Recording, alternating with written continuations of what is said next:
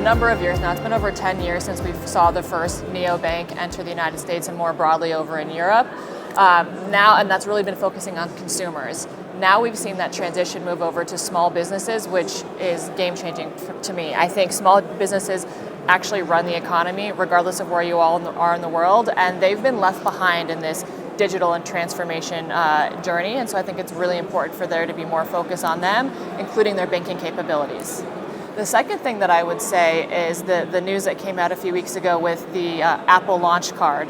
So Apple launched a new card powered by Goldman Sachs and MasterCard actually. And so that's really interesting to me because it will be really telling if someone with the brand power of Apple who can help to really lower the customer acquisition cost will have enough impact to actually increase mobile wallet usage, because in many places of the world, mobile wallet usage is still quite low.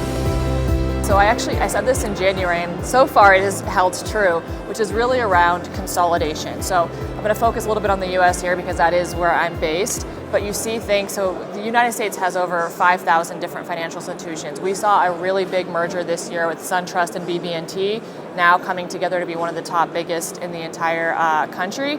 You also see big mergers on the payment side as well. So First Data was acquired by Fiserv, and then we saw WorldPay acquired by FIS. So those are two big competitors making really big moves in the space, and I think that will continue to happen throughout the year.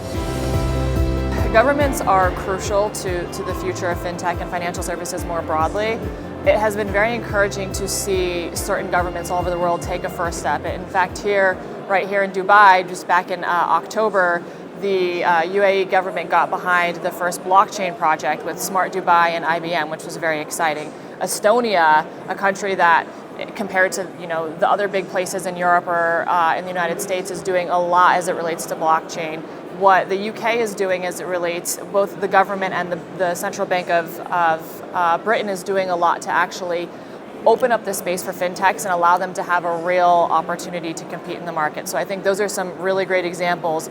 In general, you have seen, I mentioned the idea of consolidation earlier, but the other part of it is really around collaboration, where what I love that I've seen in financial services, which is maybe not quite as applicable in some of these other areas, is the idea that historically two different banks or two different institutions would be directly competing. Now they're actually collaborating and looking for solutions and opportunities together and joining consortiums and whatever else.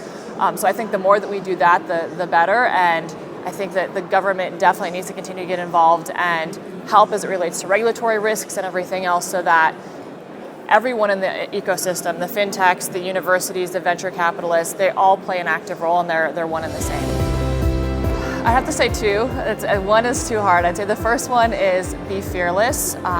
Fintech is not like any of these other industries that you go into. It's very capital intensive, and there's a lot, because of being such a highly regulated industry, there's a lot more that you have to deal with, and so you have to be fearless and really follow your vision. And the second is, don't think that because you don't come from financial services or technology that you can't be successful in fintech.